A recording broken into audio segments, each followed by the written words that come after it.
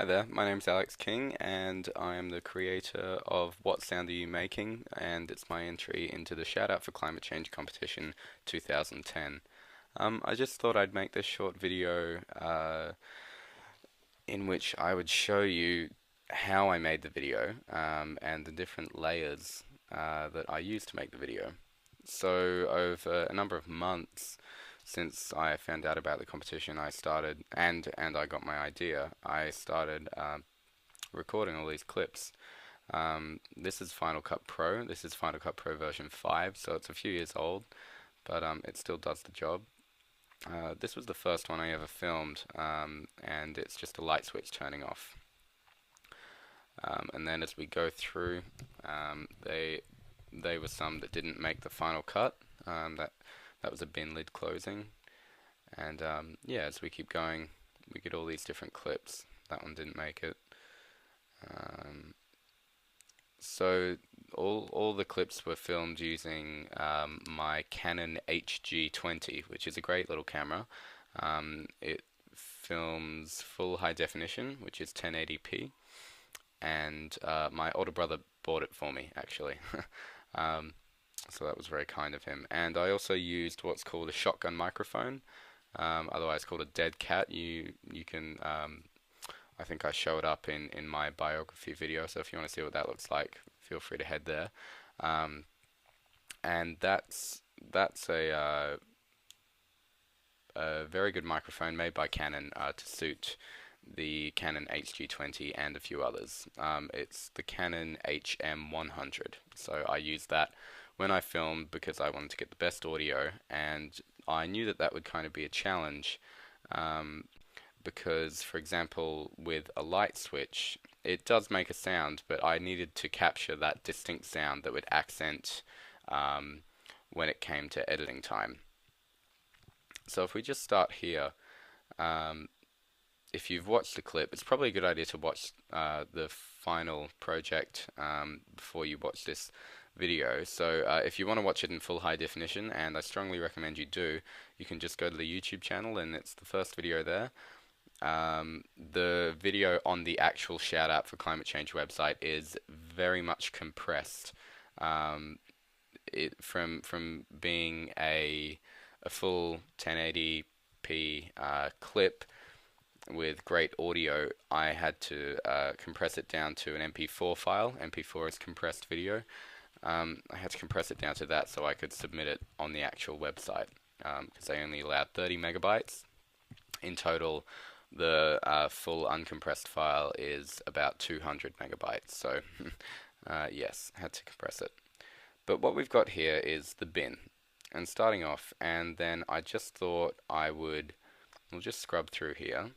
I thought I would, like that piece of text there, the climate change, that only came on the last edit. I didn't plan on doing that, but what I wanted to sort of make clear at the start was that this is a video about climate change, and one thing that I wanted to put in there, but I couldn't really figure a way how to without dragging on for too long. I really wanted to work within the 1 minute.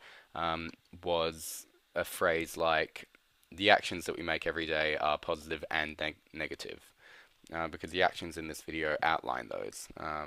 I do think that that's a better strategy than sort of stating facts and making people feel guilty about how they're destroying the earth and the environment. I think awareness is a more powerful tool than guilt.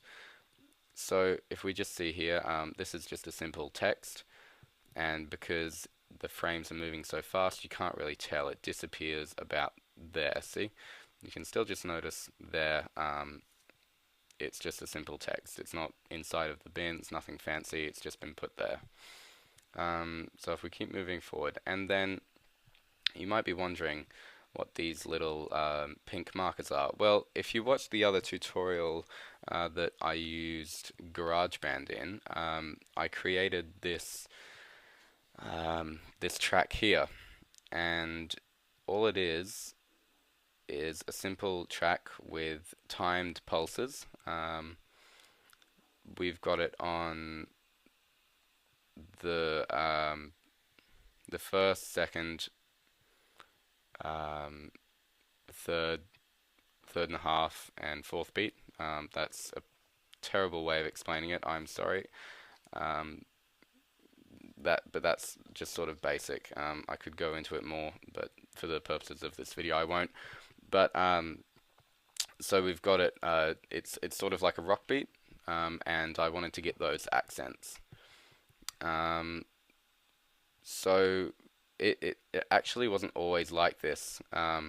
This was an earlier part of it, and I didn't use those accents. But I figured to make it nice and clean, I would make that accented track. So then, once I had these, I had to go through the entire track and put these markers where the accents were, because it didn't do that automatically or anything. So I had to go through the minute track, and as you can see here, as we get more towards the end, they become faster and more clustered. And then the trick was to put accents where all the clips accented. So for example, we've got this bin lid. I had to get the accent to make that beat stand out right when the bin lid was closing. And likewise for the switch, and on the dryer turning, and a few of the other things. Some of them it didn't matter as much because it was just a simple layer, a continuous sort of sound. For example, the tap, all it does is runs. There's not really any variation there. But for example, the washing machine door closing, that was a very distinct accent, so I had to outline that. So if I can move this down, we might even, I'll try and get a good view of what's happening here. Okay, so I've just expanded out my timeline. There ended up being about 24 different video tracks here, and of course every video track is matched up with its corresponding audio track here. So started small, and this was the main beat, and then this beat here, or I suppose it's better there. Oops, this would be in everything. Well, that really. And then, of course, that builds up. Then towards the end, there's some variations, just because I wanted different videos on top, being the main video. But that was the main beat. And you'll be able to see that if you watch the video, just the earlier part of it. So I had to lay that down, and then I just simply copy and paste, and I'd get it right on the end there. It's very good how Final Cut Pro snaps to the edge. And so I would do that, and then you can see these additional clips. So here we've got the washing machine, the dryer knob turning. Then we've got the bike, and we've still got the dryer there, and then we've got that added on, and that added on, and so on, until all the different videos are there. And if I just move across more, you can see how they build up. I wanted to keep them there. What could actually have been done is if I moved these onto the one layer, but I did like to keep it like this. I haven't used Final Cut Pro very much. This was the very first project I've ever done in Final Cut Pro, so I'm sure there are better ways of doing it, but this is the way I did it, just working as an amateur.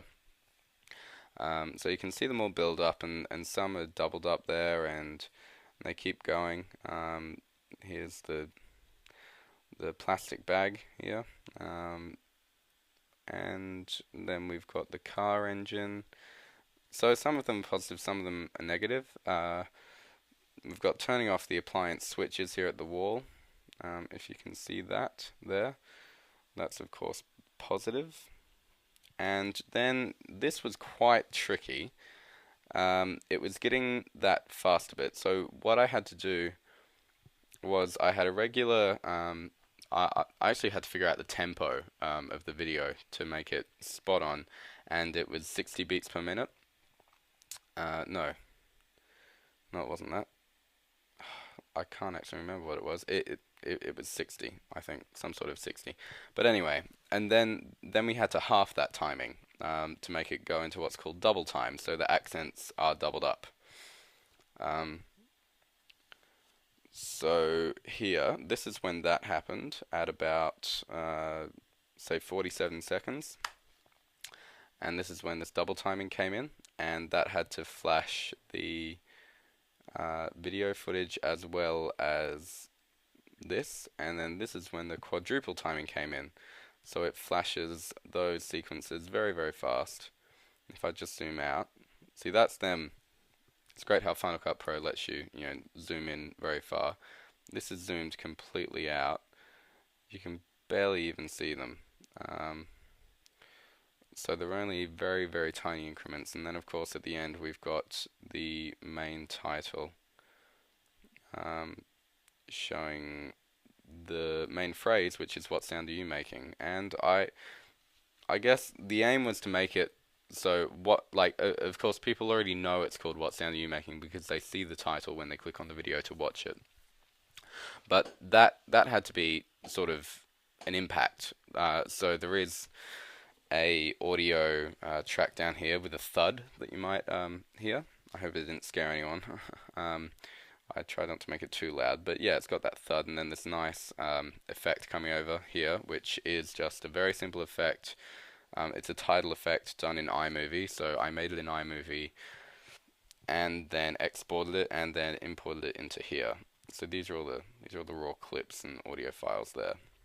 And then at the end, I sort of wanted to direct people to the YouTube channel, which is What Sound Are You?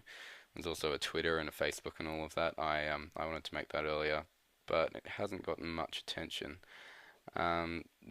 Although if you're here watching this on YouTube, you've probably been directed here, so it's good that something worked. But I just wanted to make that to show how I did it, and there's a lot of layers in there, and it took a lot of time and a lot of effort, many months of work put into it.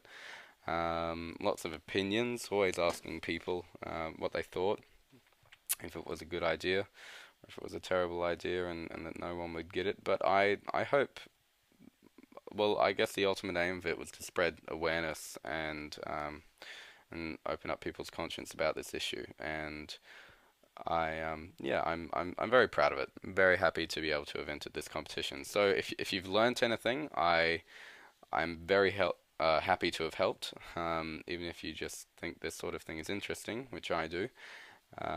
Yeah, I hope you've gotten a bit of inspiration from this idea. And if you're an entrant entering into the competition, I wish you all the very best of luck, and thank you for watching my video.